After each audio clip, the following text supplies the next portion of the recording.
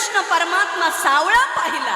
काय सांगावं, नंदाच्या घरी MH23, MH12, MH25 सगळे भेटायला जाऊ लागले. एक एक एक एक एक एक. नाशिकची पाशिंग काय MH15 भेटायला चालले सगळेचे सगळेच बाबा. पण त्याच्यात एक MH95 न विचारलं, पुरी हो सकाळी एकदा, दुपारी एकदा, संध्याकाळी एकदा. सांगळे बाबा 3 टाइम साड्या बदलून मेकअप करून कुठं कुठं जातात. आता बराच वेळा कधी कधी लोक काय म्हणतात, काय करायचं काय माहिलंय. काही काही माणसं फारच चांगली राहतात, खूप चांगल्या साड्या आणि कपडे, आणि मग काय घालायचं. माझं तर स्पष्ट मत असेल, ज्याच्याकडे आहे ना त्याने घालून घेतले पाहिजे चांगले कपडे. या मताचा आपण हे दरिद्री जगू नका, हे दरिद्री जगायचंच नाही महाराज. आणि तुम्ही म्हणाल आई सर तुम्ही कसं काय म्हणता, कानकडे भगवान बाबा ज्या काळात कोणत्याच महाराजाकडे एवढा भारी कपडा नव्हता ना, त्या काळात त्यांच्याकडे भारी कपडे असायचे भगवान बाबाकडे. आणि गाड्या नव्हत्या त्या काळामध्ये, टांगा होता, तर टांग्याला टायर असायचे. भगवान बाबाच्या काळात, त्या काळात टांग्याला टायर म्हणजे आताची फॉर्च्युनर. ऐश्वर्यात जगलेले महात्मे येते, पण ऐश्वर्यात जगलं पाहिजे. बरं काही काही लोक खालीवर शर्टला बटन लाव, काही नाही त्याग आहे, त्याग कशाचा. अरे स्वच्छ राहिलं पाहिजे, साफसुत्र छान कपडे घाला, स्वच्छ राहा, चांगलं राहा, चांगलं. आणि तुम्ही बघा, ज्या दिवशी तुम्ही फ्रेश राहाल, चांगली साडी घालाल, होय संगूबाई, हे तर दरवर्षी सप्त्याला आले की नाशिकच्या मार्केटमध्ये जाऊन साड्या खरेदी करतातच. मग तुम्हाला वाटतं का आमचं पॉकेट साड्यातच जातं इथंच. पण जाऊ द्या, काय फिरावं लागतं. महाराजाला काय असतं, चालूच. हा सप्ताह झाला की चालले पुन्हा आता आणखी दुसऱ्या सप्त्याकडं चालले. रोज आपलं फ्रेश व्हायचं, कपडे घालायचे, गवळणी अभंग मस्तीत जगणारी माणसं इथं. आणि तसंच असतं, काय नाही, काय कोणाच्या सोबत काही जात नाही महाराज. करोडो रुपये आणि महिला मंडळ, नवीन साड्या कपडे घालून घ्यायचे, काही नाही. आमच्या तिकडं बीडकडे एका बाईकडं इतक्या साड्या, किती साड्या असतात, राजा राणी कपाट होतं, फुल साड्या, पैठण्या, सिंथेटिक. एके दिवशी साड्या घ्यायला लागले, अख्ख्या साड्या बाईच्या अंगावर पडल्या आणि गेली ना बाई, मरून गेली. त्याच्यामुळे फार साचून ठेवायच्या नाही, घालायच्या. बरोबर आहे का नाही. म्हणे काय आमच्या गवळणी 3 टाइम साड्या बदलून येत होत्या, तरी घरं लांब येत. हा, आणि हे इथं हे सर्व खोदल्यामुळे तरी त्रास होतोय, नाही तर काय विचारूच नका, काही नाही. आणि आपण हे बघा, मी तर असं आधुनिक महाराज आहे बरं का, मी खरं सांगतो. आता बाबा काही काही लोकांनी काय म्हणू, हे लोक लग्नात खर्च करतात. काय करा, ज्याच्याकडे पैसे नाहीत त्यांचं ठीक आहे, पण ज्यांच्याकडे आहेत त्यांनी उलट चांगले लग्न करावं. आणि जसं ज्याच्याकडे पैसे कमी, ते 100 रुपयाची साडी देतात, तुम्ही 400-500ची द्या ना, घालण्यासारखी द्या उलट दुसऱ्याला. कळालं का नाही. काय बघता माझ्याकडं, ज्याच्याकडे आहे त्याने दिलं पाहिजे. मिश्रा महाराज या मताची मी आहे. तुम्ही इथं बसलात ना सगळेजण, प्रपंचासाठी लाखो रुपये खर्च करतात, पण द्या सीतामाईच्या सप्त्यासाठी द्या. आता आमच्याकडे 50-55 मुलीच शिकायला, लोक आम्हाला आणून देतात संस्थानला, फोन पे करतात. नाही तुम्ही एवढं संस्थान सांभाळता, तुमचं देवस्थानी आईसाहेबाचं महाराज घ्या. आणि एक सांगू का, आम्ही तर या रामाच्या दरबारात बोलतो, नारदाच्या गादीवर, आम्हाला काहीच नाही. आम्ही तर वयाच्या 13व्या वर्षीच घर सोडलेलं आहे. पोटाला अन्न ना अंगाला कपडा एवढा असलं तरी पुष्कळ, काय लागत नाही. पण हे कशासाठी एवढा पसारा की नाही. आपण एकटेच आम्ही आयुष्यभर, बरं का सांगळे बाबा, आई तर बसून खाऊ शकतो, पण नाही, एकट्याने परमार्थ करून चालत नाही. आपल्याबरोबर जर 10 लोकांचं कल्याण झालं तर कुठं बिघडतं. आणि माझ्या डोक्यात नेहमी संकल्पना असते, आपण मंदिरात तर बांधतो, पण असे हे 4 लेकरं, हे आमच्या मुली. अशा जर मुली स्वतःच्या पायावर उभा राहिल्या, शिक्षण घेतलं, तर मला वाटतं जिवंत मंदिर आम्ही बांधलं याचं पुण्य पात्रात पडेल.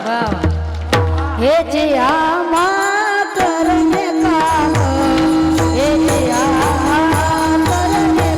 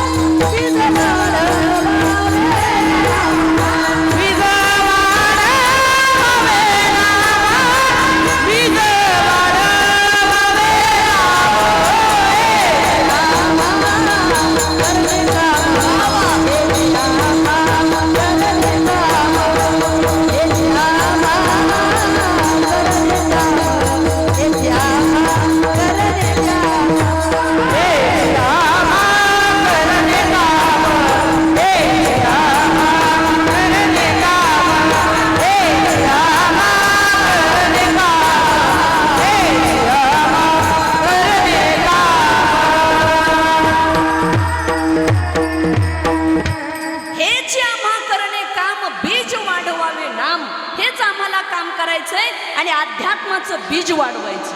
हे सीतामाई सप्ताह आहे. या सप्ताहामध्ये, या ट्रस्टीमध्ये, या कमिटीमध्ये या सदस्य व्हा बरं का. दराडे ताई, तुम्ही सुद्धा या कमिटीत या. त्यांनी सांगितलं त्यांचं काय नाव?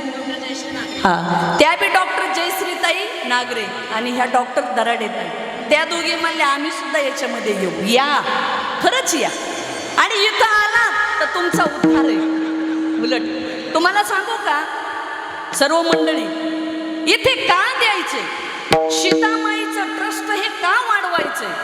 खरं म्हणजे मला यांचा अभिमान वाटतो. त्यावेळेस सुद्धा घुगे बाबाची संकल्पना विजुनाना सध्याही सांगले बाबा नेहमी म्हणत असतात. त्यांनी काही एक फंड्स तयार केलं की भविष्यामध्ये कोणी देणगी देणाराचं कमी हो जास्त हो, त्याच्या व्याजावर हा सप्ताह चालू राहिला पाहिजे, पण बंद पडला नाही पाहिजे. खरंय, ही दूरदृष्टी आहे बरं का. आणि याची गरज आहे. बरोबर आहे का लाठेबाई? आपला कार्यक्रम चालत राहिला पाहिजे सगळ्यांनी मिळून. आणि तुम्हाला सांगू का, महिला मंडळ, मी पण महाराज असले तरी एक महिलाच आहे. आपण मार्केटमध्ये गेल्यावर फेशियल करायला गेलो तर 1000 आणि 2000 जातात का नाही? आणि साड्या घ्यायला गेलो तर मग विचारूच नका, 5000 10,000 काय, लाखाकडं काय, विषयच नाही काय. त्याच्यातली एका साडीची किंमत जरी आपण या सीतामाईच्या सप्त्यात टाकली ना, तरी जीवनाचं सार्थक झाल्याशिवाय राहणार नाही. आणि तुम्हाला सांगू का, इथं का द्यायचंय? जसं आपण काही फंडिंग ठेवतो दराडेत आहे, शेवटी LIC काढतो कशासाठी? की शेवटी आपल्या कामाला येईल. पैसा जसं म्हणतो ना आपण बँकेत ठेवला तर ताई वय झाल्यावर कामाला येईल, तसं धार्मिक कार्याला सहकार्य करणं म्हणजे आपली पुण्याई बँक बॅलन्स होत असते आणि त्याचा आशीर्वाद आपल्या मुलाबाळांना लागतो. काय येतो कोणाचं काय, काहीच नाही. हे रामासाठी, बरोबर आहे. याच्यातून कोणाला काही रुपये फायदा आहे का? काही नाही. पण हे धर्माचं कार्य आहे, हे कोणाचं एकट्याचं नाही.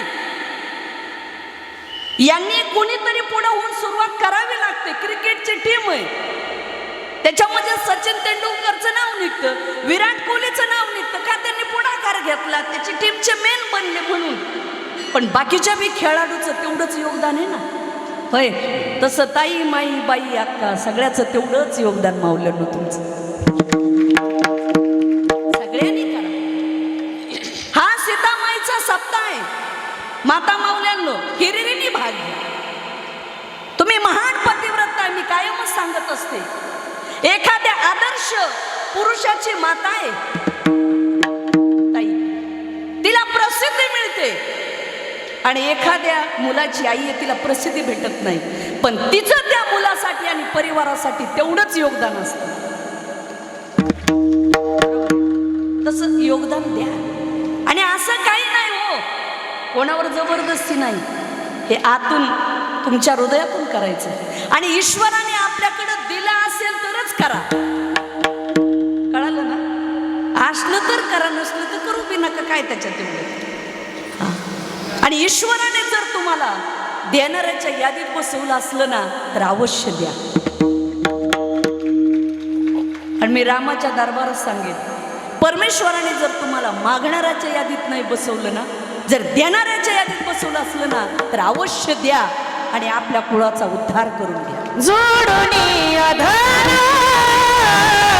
उत्तम व्यवहार, जोडून आधार उत्तम व्यवहार, जोडून आधार उत्तम व्यवहार, जोडून आधार उत्तम व्यवहार. उदास विचार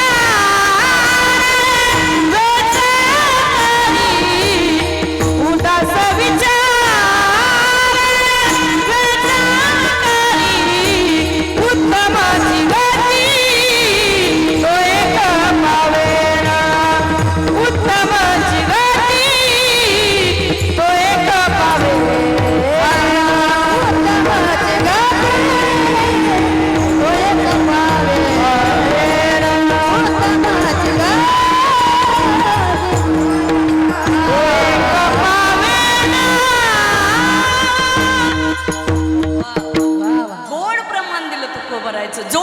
धन उत्तम व्यवहारे उदास विचारे वेच करी. धन जोडायचे पण व्यवहार उत्तम असला पाहिजे, लबाड नसावा. शब्द मुद्दाम वापरला, टाकाटाकी नसावी. बरेच लोक असे तिरसे टाकाटाकी करतात. तुम्हाला नोकऱ्याला लावतो म्हणून पैसे खातात. हे लोक कुठं फिरतील सांगता येत नाही. तुम्हाला सांगू का, ऋण वैर आणि हत्या फेडल्याशिवाय चुकत नाही. पण कधीच आयुष्यात कोणाच्या ऋणात जाऊ नका. खरं बोलून आयुष्यभर अर्धी भाकरी खाल्लेलीच चांगली. खोटं बोलून एकदाच एक भाकरी खाल्ली ना तर माणूस लबाडात निघतो. काय नाही, तुम्ही तुमच्या कष्टाला आणि प्रामाणिकपणे सातत्याने कष्ट करा. ईश्वर कधी कमी पडू देत नाही आपल्याला, पण करा. म्हणून मी विषय सांगितला होता की दुसऱ्यासाठी करायचं. सीतामाईचा कार्यक्रम चालला, याच्यामध्ये करा. दान धर्म केलं पाहिजे. दुसऱ्यासाठी जो जगतो त्याचा इतिहास होतो आणि स्वतःसाठी जगतो तो स्वार्थाने कर्तव्य आहे. मुलाबाळासाठी जे आपण करतो ना, तुम्ही नाही 10 नाही 100 कोटीची प्रॉपर्टी मुलासाठी करा, ते कर्तव्य आहे. पण दुसऱ्यासाठी तुम्ही 10 रुपये दान करा, तो परमार्थ. लक्षात ठेवा. आता तुम्ही म्हणाल महाराज हे तुम्ही कसं सांगता? आम्ही सांगतो म्हणजे आम्ही आमच्या आयुष्यावर तुळशी पत्र ठेवून रात्रंदिवस गेली 30 वर्ष झालं महाराष्ट्र, आंध्रा, तेलंगणा, मध्य प्रदेश रोज एवढंच हेच कीर्तन आणि प्रवचन हे चालू. प्रवास करणं सोपी गोष्ट वाटते तुम्हाला?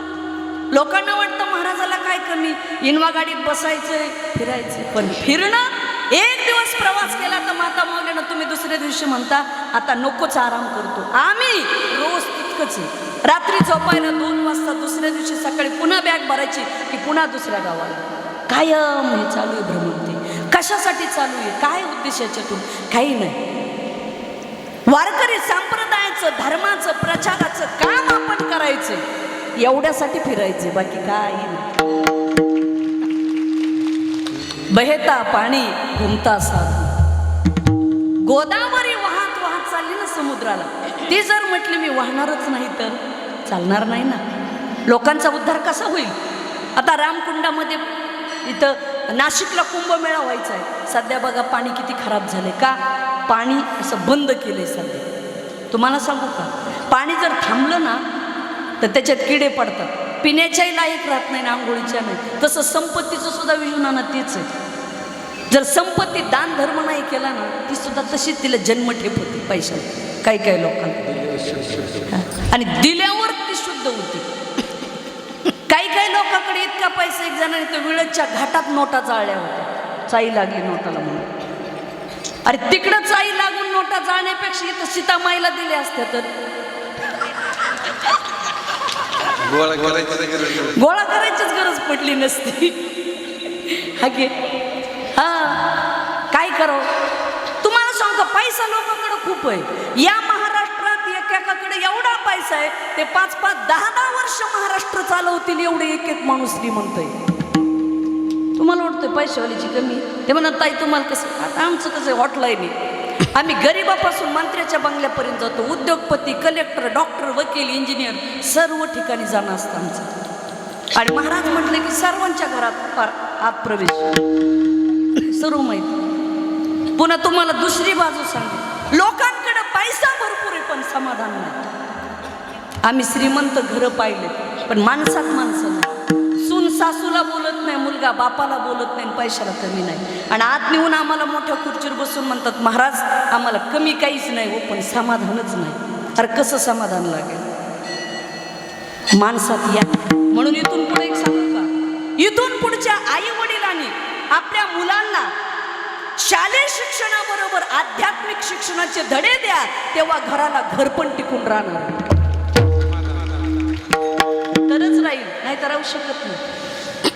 म्हणून हे लक्षात घे सगळेजण. म्हणून आपला विषय कुठून निघाला होता ना, मी असे चेहरे पडलेले काय अख्खं वाटतं अख्ख्या जगाचं दुःख यांच्या चेहऱ्यावर आलंय का काय काय. आणि आमचे गरीब हे वारकरी बघा, बघा हे सगळे वारकरी कसे गुटगुटीत, तब्येती सगळे असे फ्रेश आणि बेसन भाकरी खातात. हे बदाम काजू खाऊन यांचे गाल बसले आणि यांनी शेंगदाणे आणि बेसन भाकरी खाऊन गुटगुटीत, तरी वेट लॉस करावं लागतात आम्हाला. मला म्हणले आई साहेब साखरेचा चहा, वेट लॉस म्हणजे बघा काही नाही, आम्हाला असतं बरं तुम्हाला सांगू की खाण्याचं तेज नसतं, हे अध्यात्माचं तेज असतं. समाधान जे मेडिटेशन ताई, मेडिटेशन काय? अहो कीर्तनात या, जगातलं सर्वात मोठं मेडिटेशन हे. मेंदू फ्रेश होईल. IT इंजिनियर आहेत आम्ही पाहतो शहरला, डिप्रेशन मध्ये चालले. डॉक्टर लोक फाशी घेत आहेत, मुलं फाशी घेतात, मुली घेतात. पैसा कमी म्हणून फाशी आहे? काहीच नाही. ती म्हणली होती माझ्यासोबत लग्न करेल आणि तिने दुसऱ्या सोबतच केलं म्हणून याने फाशी घेतली. अरे का फाशी आली का तुला फाशी घ्यायला? दुसरी कर ना. होता आलाय मरतो का? मला कमाल वाटते लोकांची. अरे बायासाठी का मरतात? दुसरी करा ना. जीव द्यायला का रोग आला का तुम्हाला? कशासाठी जीव देता? बरोबर आहे का पुरुष मंडळी? काय जीव द्यायची गरज आहे? महिला मंडळ, एखादा नवरा फार पेताडे, रोजच मारतोय हाणतोय, महिला मंडळाने अजिबात आत्महत्या करायची नाही, जगायचं. त्याच्या नरड्यावर पाय देऊन उभा राहा ना. कणिक टिंबा चांगला टिंबून काढा त्याला, कणिक टिंबल्यासारखा. आणि मग उगे काय कामाचं आहे असलं? बायाने म्हणा लेकरं बाळ सोडते, माहेरी जाते. बरं का महिला मंडळ डोकं ठेव. एखाद्याचा नवरा त्रास देतोय ना, आमच्या तिकडं असं झालं होतं एका ठिकाणी. तो पती सारखा बायकोला त्रास द्यायचा. मी त्याचे पोरं बोलून घेतले. म्हणलं कितवीला तर एक जण होतं 12वीला आणि एक जण होतं 10वीला. आणि त्या 2 पोरांना सांगितलं. आणि तो बाप काय करायचा? आणि ही वस्तुस्थिती बरं, विनोद सांगत नाही मी, वास्तविकता सांगते. तो दारू प्यायचा आणि हा माणूस दारू पिऊन बायकोला रोज मारायचा आणि बिचारी रोज कष्ट करायची. त्या 10वी-12वीच्या मुलाला सांगितलं, तुमच्या वडील जर तुमच्या आईला मारायला लागले तर तुम्ही 2 जण बापाचे हात धरा आणि एक कानाखाली ठेवा. ओ पोरांनी तो कार्यक्रम राबवला, त्याची आयुष्यातून दारू सुटली. कसे माणसं नीट होत नाहीत. बाया माणसं मिळमिळ करू नका. पण काय काय बायाचं बी काय दारू पिऊन आले काय करू मग खायला? करशिरा बिर्याणी करू का? नाही मग बिर्याणी व्हायची तुमचीच. महिला मंडळ तुम्ही ठरवलं तर सगळं होतं. महिलाने बी नीट राहावा आणि पुरुषाने पण नीट राहावा, दोघांनी नीट राहायची गरज आहे. गडी माणसाने सुद्धा व्यसन करू नका. व्यसन मुंबईची फॅशन, महाराष्ट्र शासन, ऋषिकेशचा मोसम कधी बदलेल काही सांगता येत नाही. करू नका. व्यसन ठेवा, चांगल्या गोष्टीचं व्यसन ठेवा, पुस्तकाचं व्यसन ठेवा. पुस्तक वाचा. पुस्तक वाचलं तर मस्तक सुधरेल. सुधारलेलं मस्तक कुठे नतमस्तक होत नाही, कोणाचंही हस्तक होत नाही. बुद्धिमान बनावो, बुद्धिमान बना. म्हणून आम्ही नेहमी सांगत असतो, काही श्रीमंताकडे पैसा भरपूर आहे पण मेंदूच नाही. मेंदू आणतील कुठून? मेंदू जन्माला यावा लागतो. अनेक श्रीमंताचे पोरं डोक्यातून गेलेत, डोकेच नाही राहिले. काही नाही म्हणा मुलगा जाड आहे, काही नाही म्हणा त्याला मेंदूच नाही. त्यांनी आणि त्यांनी कमवलंय त्याच्यामुळे त्याच्या डोळ्यापुढं त्याचं असलं होतं, बाकी काही नाही. म्हणून नीतीने आणि उत्तम पद्धतीने केलं तरच टिकतं, नाही तर टिकत नाही. काय होतं? माजी राष्ट्रपती APJ अब्दुल कलाम साहेब यांच्याकडे काय होतं? फक्त ज्ञान होतं मनाचं.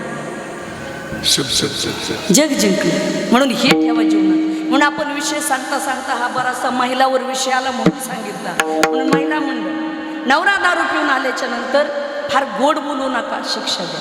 आणि अन्याय करणारापेक्षा अन्याय सहन करणारा जास्त गुन्हेगार असतो. एकदा, दोनदा, चारदा सांगून पाहन पूर्ण फॅमिली एकत्रित या नवऱ्याला धडा शिकवा. का रे बाबा का दारू पितो आणि का त्रास देतो आम्हाला, का मारतो, त्याचे हात कधीतरी धरा. आमच्या तिकडं संस्थांच्या पुढं ऊस तोडायला लोक येतात. बाई 110 किलोची होती आणि मालक 50 किलोचा. उगे होतं वाळलेला असं, उगे 40-50 किलोचंच होतं, फक्त 40-50 किलोचं. आणि मी कीर्तन करून संस्थांमध्ये प्रवेश केला. पाटोद्या महासंघ आमचं देवस्थान आहे. आणि तेवढ्यात ती बाई आली रडत. म्हणलं काय झालं ताई? म्हणले मालकाने मारलं. म्हणलं कोणत्या मालकाने? त्या पायजाम्यातल्या. आणि त्याचं तर 40 किलो वजन, जास्त नव्हतं, 40च. आणि म्हणलं त्याने मारलं वय. आणि म्हणलं तू तर त्याच्या दुप्पट आहेस, 110 किलोची बाई एवढी मोठी वजनदार. आणि म्हणलं ते मारतोय तुला, घे बोलून त्याला. घेतला नवरा बोलून. म्हणलं काय करतो हा तुला? म्हणले मला नुसतं दारू पितो, मारता येईल, मग मी इकडं संस्थांमध्ये. म्हणलं टाक माझ्या समोर एक कानाखाली त्याच्या. छे बाईने असा ठरला आणि एक कानाखाली टाकली. अजून दारू प्याला नाही गडी, जागेवरच आला, दारू सुटली. माणसं थोडे नीट बी करता आली पाहिजे बरं का. नेहमी मिळ मिळ मिळ मिळ मिळ मिळ करून उपयोग नाही. आणि गडे माणसाचं असलंच झालंय. काय बघता माझ्याकडे? हा, एवढा मोठाले साहेब लोक, एवढाले साहेब लोक, आणि बायका साहेबीने, आणि आईला सांभाळीत नाहीत, बापाला सांभाळीत नाही. आणि खेड्यातून आई साहेबाकडे मुंबई पुणे नाशिकला भेटायला आली ना, ह्या बायकून भारा चढलेला साहेबावर असतो. आणि मग हे आपला हळूच जातं आईकडे. आई बैठक. आणि तू कशाला आलीस? मी चालू असतो ना गावाकडं. अरे जीव दी कोरड्या विहिरीत जाऊन, एवढं तुझं चाला ना. हा, काय गडी माणसं आहेत का कंस? काय बघता माझ्याकडं? चोपदा काय माणसं, कमाल वाटते. मी बऱ्याच घरी जाते. एका ठिकाणी गेलो मुंबईला ताई कीर्तनाला. म्हणलं साहेब आई आहेत का? नाही नाही, सासू. असं म्हणजे ज्या आईने बापाने ह्या साहेबाला कलेक्टर केलंय, बायकोची आई याच्या घरात आणि याची आई गावाकडं. अरे कशाला झाला कलेक्टर तू? हा, काय उपयोग? मला वाटतं अशाच्या आई बापाने याला कलेक्टर नाही, ऊस तोडायला लावलं पाहिजे, मग आठवतं. बरोबर एक सांगले साहेब. काय हे कळायला तयार नाही. आज आम्ही मुंबई पुण्याला. मग मी म्हटलं बघा आता, या साहेबाच्या घरात सासू आहे घरात आणि आई नाही. म्हणलं तिचं पार बुडालं काय ती थाली ही म्हातारी मुळावर. माझं एक प्रामाणिक मत आहे, तुम्ही सासू सांभाळा, पण केव्हा जन्मदाती आई आणि बाप सांभाळून सासू सासरे सांभाळा. डबल सत्कार करू तुमचा, पुरस्कार करू तुम्हाला. पण आपले आई बापा हाकलून द्यायचे, बायकोचे आई बापा सांभाळणारा मुळीच आपल्याला मान्य नाही. तुम्हाला काय असेल ते असेल. आणि पुरुषाच्या बाबतीत तर मला एक वाक्य सांगायचंय, ज्या पुरुषामध्ये जन्मदाती आई वडील सांभाळावा एवढा जर पुरुषार्थ आपल्यात नसेल, तर अशा पुरुषाने स्वतःला पुरुषच म्हणून घेऊ नये. हे आपलं स्पष्ट मत आहे. काय पुरुष म्हणतात? अरे ज्यांनी तुम्हाला जन्म दिला त्यांना तुम्ही सांभाळू शकत नाही. काय तुम्ही देश धर्म देव आणि लोकांसाठी करणार आहे? ज्यांनी जन्म दिला ते तुम्हाला करणं व्हायना. काय गप्पा मारू काही मोठ्या. आणि काही काही लोकांना घरात काय चाललंय सगळं अवघड, आणि बाहेर ब्रह्मज्ञान सांगायचं. काय सांगू नका ब्रह्मज्ञान. नीट काशी करा घरात, काशी घरात नीट करा, मग बाकीची होणारची बघा. काय लोका सांगे ब्रह्मज्ञान आणि आपण कोरडे पाषाण. त्याचा काय उपयोग आहे? काही उपयोग नाही त्याचा. मग तसं करू नका, चांगलं वागा बरं का महिला मंडळ, नाही तर चांगल्या नवऱ्याला मी दाब देतात. तसं आपले मालक चांगले असेल, ड्युटी करत असतील, निर्व्यसनी असतील, तर महिला मंडळ तुम्हाला सुद्धा मी मंत्र देईल. आपले मालक दिवसभर काम करून आलेले असतात, ऑफिसमध्ये त्रास झालेला असतो, आल्यानंतर हसत मुखाने मालकाचं स्वागत करा. शेवटी जन्माचा जोडीदार मालक असतो. मुलं आणि सुना नंतर आहेत मावल्यांनो, पण आयुष्याचे जोडीदार हे पती पत्नीच असतात एकमेकाला. अगोदर दोघंच, नंतर गर्दी, आणि पुन्हा शेवटी दोघंच. बरोबर आहे का? पती गेल्यानंतर कळतं पतीचं दुःख काय असतं. जीवनातला आधार जातो, आधार. पुरुषांनी पत्नीची काळजी घेणं गरज आहे, पत्नीनेही पतीची काळजी घेणं गरजेचं असतं. मग अशा स्त्रियांनी आपल्या मालकाचं सुख दुःख समजून घ्या. चहा पाणी द्या, मालक जेवण करा म्हणून. अडचण असेल, नोकरीत पगार कमी असेल, ॲडजस्टमेंट करा. बरं का माऊल्यांनो, आज काल्याचं कीर्तन आहे. माझी अशी इच्छा आहे तुमच्या प्रत्येकीचं घर गोकुळ व्हावं आणि आनंदात तुम्ही प्रपंच.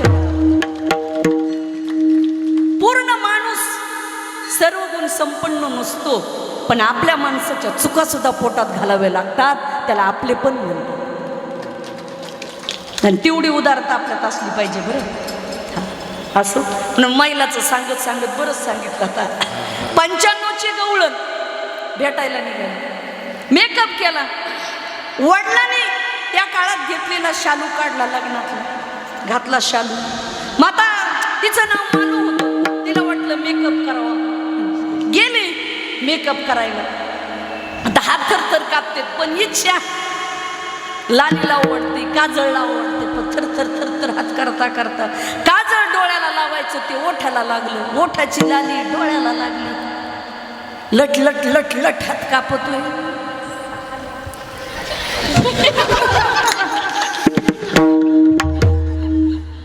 ओठाला लागता लागता डोळ्याला लागली की लागली, नाकाला काही झालं. केला बा मालोनी मेकअप कसा तरी, पांढरी पावडर लावली, काय उलटा सुलटा. बरं शालू काढला. पूर्वीच्या शालूवर काय असायचं, असे बैलगाड्याची डिझाईन असायची. ते मालोनी शालू उलटाच घातला, ती गाडीवर झाली अशी, नळ्या गाडी उलटीच, बैल उलटे. आता शालूच उलटा सांगे बाबा घातला, निघाली माल खाली उतरली. तेवढ्यात आता ह्या 95च्या म्हणलं मालक 100चे होतेच. म्हणले मालू, ए मालू थांब, कुठं चाललीस? मालू म्हणली गप, कुठं चाललं तर आडवाचीस. सीतामाईच्या सत्याला चाललं की हे पोराचं बघ आडवाच. कुठं म्हटलं हरिद्वार ऋषिकेशला जाऊ 2 धामाला की आडवाच. हे लेकरं कोण बघल आणि हे कोण पाहिजे, जिथं जाईल तिथं आडवाचीस. मध्ये म्हणली थेरड्या, आता तुझं ऐकतच नाही. म्हणले म्हाताऱ्या मी चालले कृष्णाला भेटायला. मालक म्हणले अरे मालू, जाण्याला विरोध नाही रे तुला, तू जा, पण तू आरशात पाहिलंस का? मग हे म्हणली काय झालं मालक? अरे तुझा शालू उलटा झालाय. मालू, डोळ्यातलं काजळ तू ओठाला लावलंस, लाली डोळ्याला लावलीस. मालू तुझा शालू उलटा झालाय रे. तू काय कर, आरशात जा आणि पुन्हा एकदा शालू नीट कर. पण सगळेजण कान जागेवर ठेवून ऐका. त्या मालूने एवढं मार्मिक उत्तर दिलं. ते आपल्या मालकाला म्हणते, अहो तुमचं बरोबर आहे, मी मेकअप सोयीचा करेल, उलटा झालेला शालू सोयीचा करेल, पण हे करेपर्यंत जर माझा प्राण गेला तर या डोळ्याला मला कृष्ण पाहायचा राहील बरं, म्हणून मला जाऊ द्या. म्हणून सगळा मेकअप करून गवळण निघाली. पुतळ्या डोरलं साखळ्या बैलन कमरेला कमर फटाक, नाकात नथ घालुनी सगळा काट माट करुणी, सगळा काट माट करुणी नेसले गा, हरे हरे नेसले गा शालू पैठणचा, नेसले गा बाई शालू पैठणचा, नेसले गा शालू पैठणचा.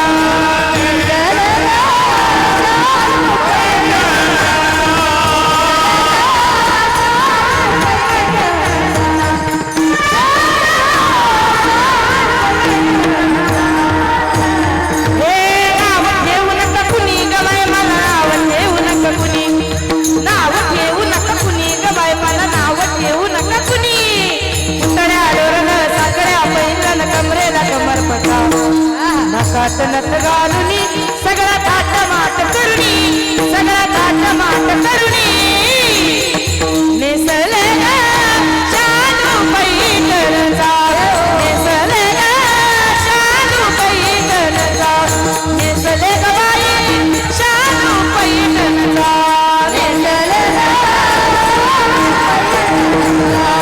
नेसले गा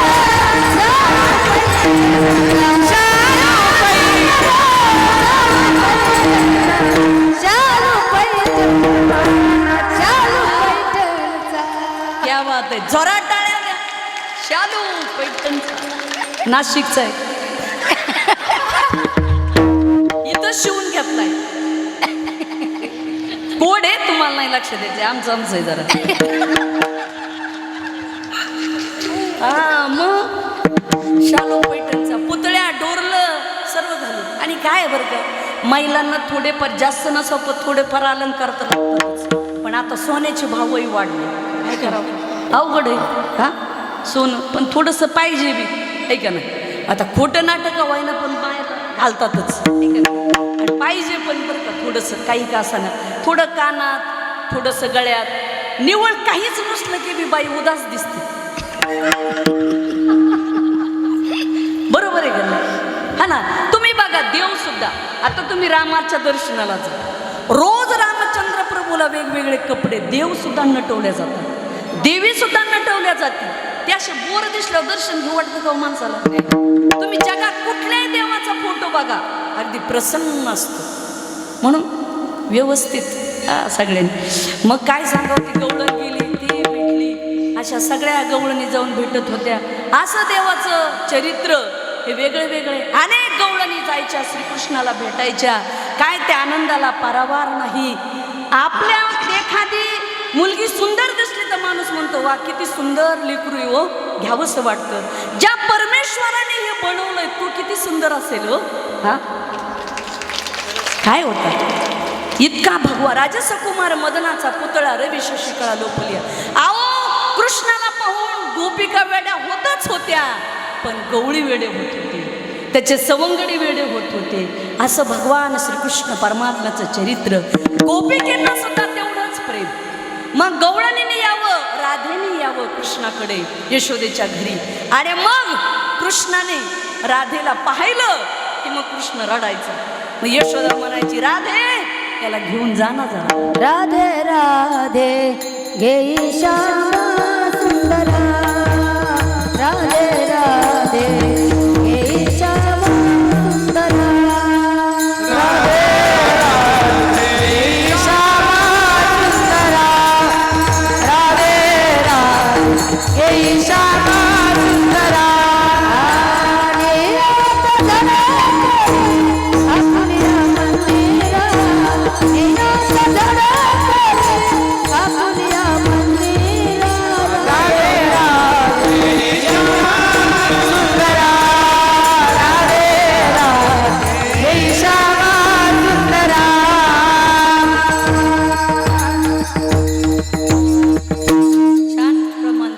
राधे राधे घेई श्याम सुंदरा, नाही आता झडक करी आपुल्या मंदिरा.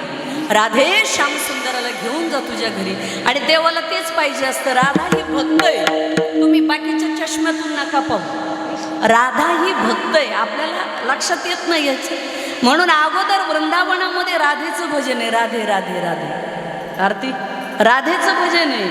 आणि राधा ही कृष्णावर प्रेम करणारी आहे राधिका, म्हणून राधिकेची विशेषता फार मोठी आहे.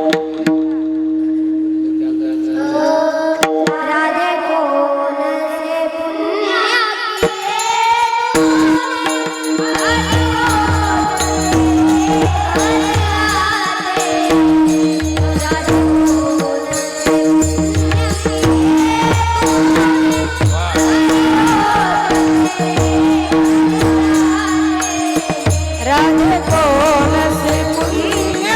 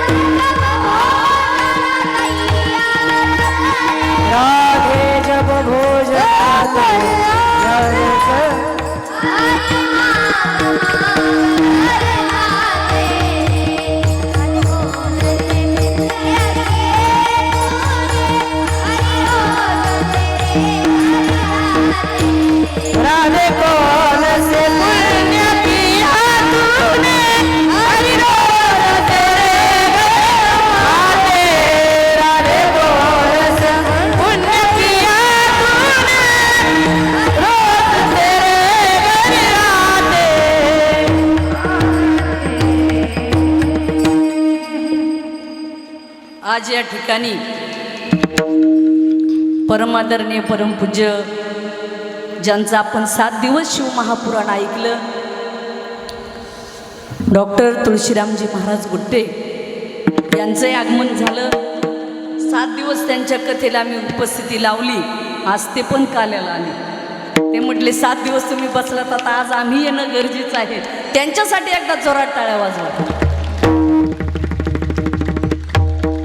आणि परमादरणीय परमपूज्य महान साधू सागरानंदजी बाबांकडं आम्ही सुद्धा घोगे बाबामुळं परिचय झाला. आणि फार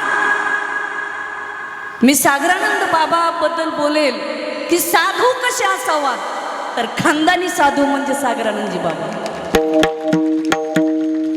फारच व्यक्तिमत्व मोठं.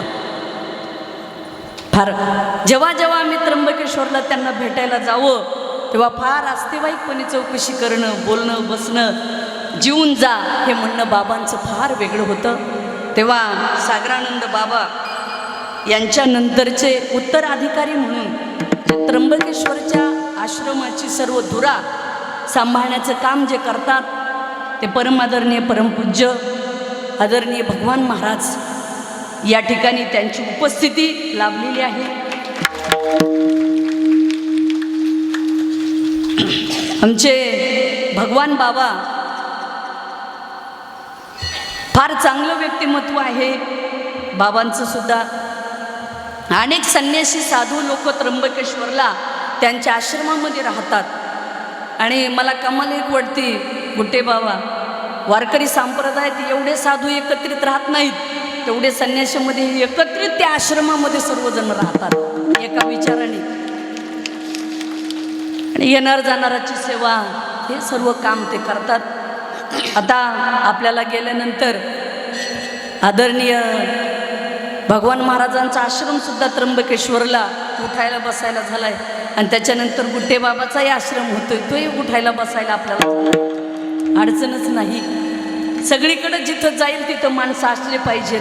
आणि आम्ही नेहमी यायचे आणि तेही यायचे. मला नेहमी सांगतात भुगे आजी द्या की सागरानंद बाबा सर्वापासून ती सेवा, त्या काळात सोय नसायची, पण 5-5, 10-10 साधू आले तरी तेवढीची सेवा त्या आई करायच्या. त्यासुद्धा आता थाकल्यात. बाबा ती परंपरा चालूच आहे. असो, आताच्या ठिकाणी आमच्या आरतीताई, हे आरतीताई एवढं छोटंसं लेकरू पण यांनी सुंदर गायलं. फार छान गाते बरं का ही. अशा ह्या आमच्या जिजाऊच्या लेकी येतात, एका चढी एक मुली येतात, फार सुंदर म्हणतात. म्हणून आपण विषय सांगत होतो त्या गवळणीचा, राधेचा. म्हणून कृष्ण रडायला लागला की मग यशोदेने सांगावं याला घेऊन जा, या पुरीनं पुढं.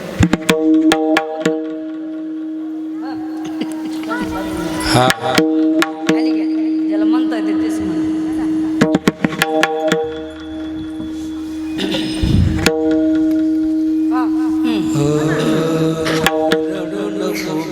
रडू नको बाळा, अरे मी पाण्याला जाते.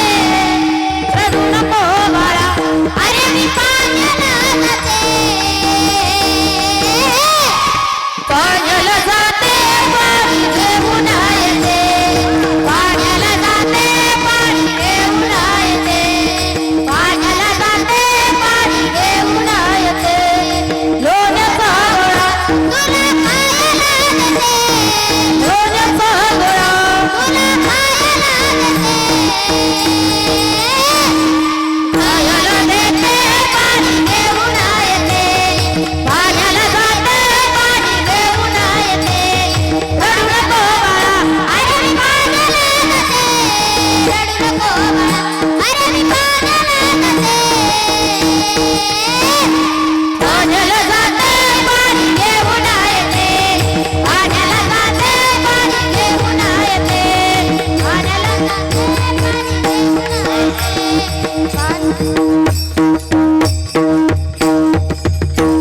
वा, जोरात टाळ्या द्या. मग आमच्या कशा छोट्या छोट्या येत वा वा, छान. गीताताई, सगळ्या ज्ञानेश्वरी त्या. अशा आमच्याकडं 55 मुली बरं का या सावित्रीच्या लेखी. हे आम्ही थोडीच टीम आणलेली सांगळे बाबा. या काय आमच्या इनवा गाडी तेवढ्या बसल्या नाही, माताजीने बसमध्ये आणले एस टी महामंडळ. पण हे आणल्याच त्या सगळ्या. आता गवळणीची गरजच आहे ना. होय गुट्टे बाबा, 7 दिवस अभंगावर कीर्तन करा, 8व्या दिवशी गवळणच लागतं. गवळणीशिवाय कालाच होत नाही. तरी लोकांनी म्हणा मैलाचं कसं. हे तर सगळे आम्हाला मांडणारेच आहेत. भगवान बाबा झालं, गुट्टे महाराज झालं, हे तर मुक्ताबाईवर त्यांनी PhD केलेली, त्यांना मांडणारेच आहेत. ओके, सहज सांगितलं तुम्हाला महिलाचं. म्हणून सगळ्या गोष्टी गवळणीशिवाय शोभा नाही. बघा, ज्या घरात स्त्री आहे ते घर भरून वाटतं. 2-3 दिवस महिला गावाला जाऊ द्या तरी पुरुष आत बाहेर. विचारलं मित्रांनी काय झालं, नाही ती घरी नाही ना. ती घरी नाही. बरं ती काय घर घेऊन गेली का? पण नाही, बायकोशिवाय शोभा नाही ना. आज तुम्ही इथं एवढे पांढरे शुभ्र दिसता, तुम्ही इमानदारीने सांगा कोण धुतो तुमचे कपडे? बोला ना. तुम्ही हाताने धुतात? होय अजित भाऊ, इथं जेवढे काल्याला हजेरी लावली तुम्ही सुद्धा, बरं केलं ते. इथं तुम्ही सगळे स्वच्छ आहेत, एवढे कपडे तुमचे एवढे स्वच्छ धुतलेले आहेत. हे कोणी धुतलेत? पत्नीने. अख्ख्या पत्न्या मालकाला सगळ्याला धुवून काढतात.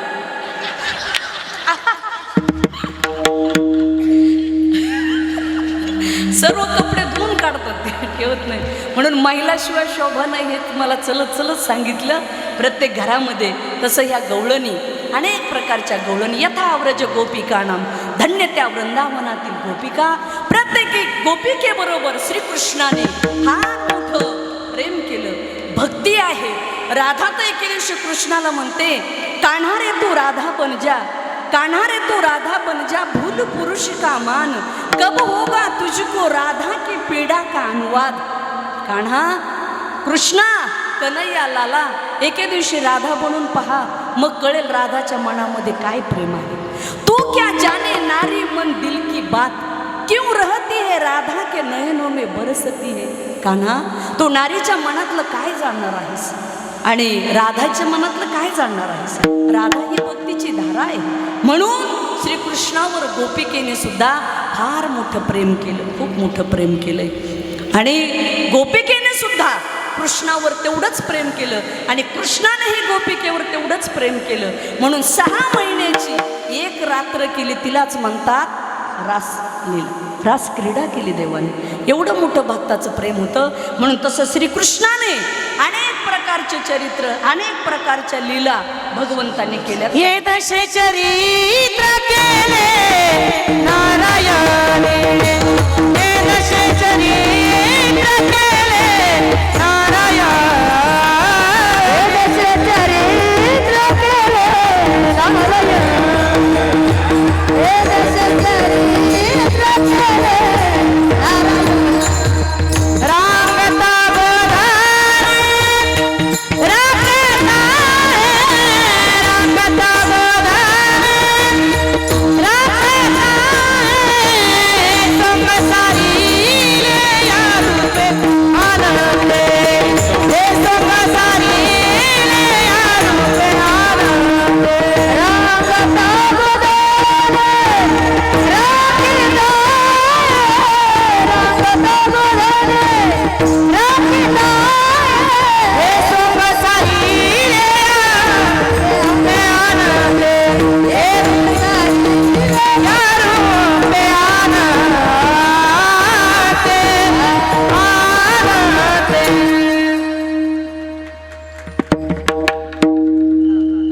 आले का ते पाटील. एदश चरित्र केले नारायणे, रांगता गोधने राखीत आहे, हे सोंग सारिले या रूपे अनंते. म्हणून तुकोबाना सांगतात त्याच्यामधून, एदश चरित्र केले नारायणे. भगवंताने हे जे चरित्र केलं ना, रांगता गोधने राखीत आहे. गोधने राखताना म्हणजे गायी सांभाळताना आणि रांगताना देवाने चरित्र केले. हे सोंग सारिले या रूपे अनंते.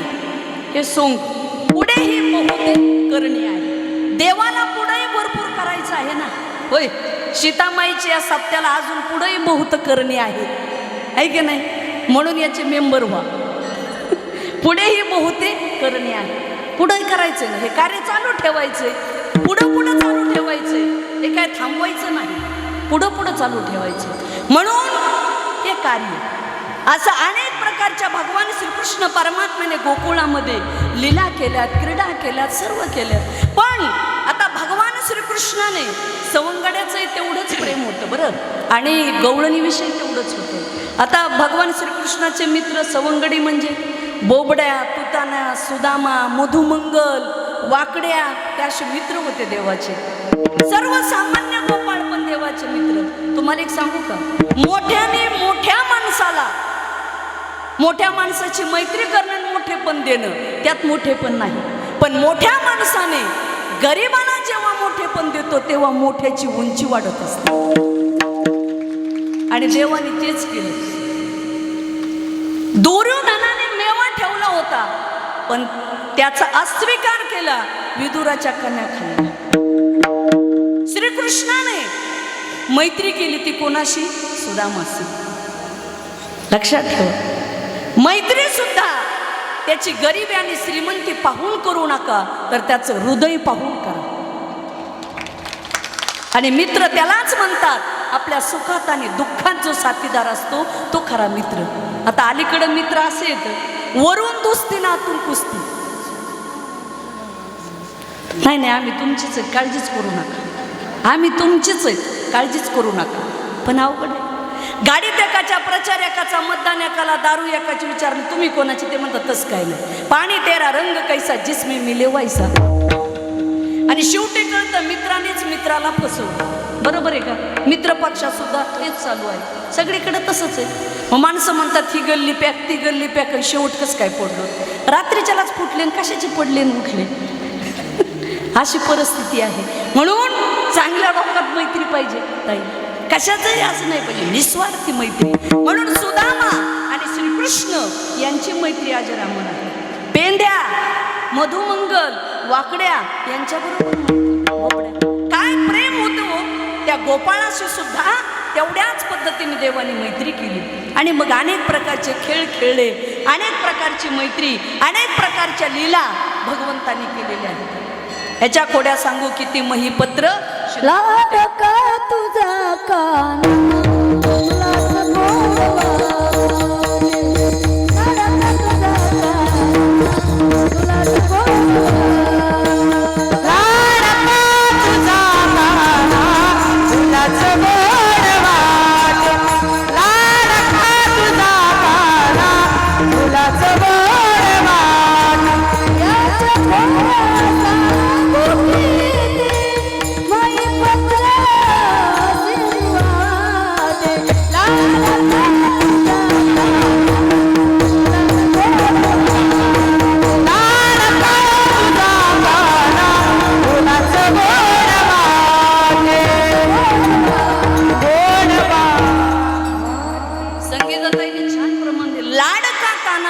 तुलाच गोड वाटे. मग गोपिकेने तक्रार करावी, याच्या खोड्या सांगू किती महिपत्र सिंधू वाटे. पृथ्वीचा कागद केला, समुद्राची शाही केली, सरस्वती न्यायला बसली तरी याच्या खोड्या संपणार नाही असा देव. पण यशोदे तुझा कान्हा तुलाच लाडका. तसंच आहे ना आईचं, लेकरू किती खोड्या करू पण आईला काय असतं ते लाडकच. तुम्ही मला इमानदारीने सांगा, न पिणाऱ्या मुलाची आई काळजी करते का दारू पिणाराची काळजी करते?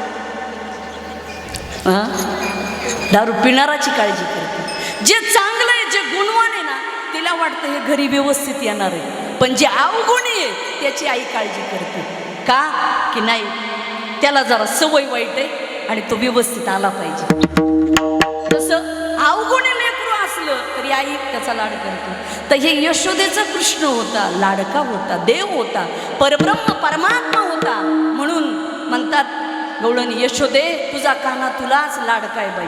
काय सांगावं, असा तुझा कान्हा आहे, कृष्ण आहे. म्हणून तू त्याच्या खोड्या जरा थोडंसं हे कर. आता देवाच्या काय खोड्या साध्या होत्या का? मग यशोदेनं कृष्णाला मांडीवर बसावं आणि सांगावं, कान्हा खोड्या करू नको, खोड्या नको करू माझे बाबा.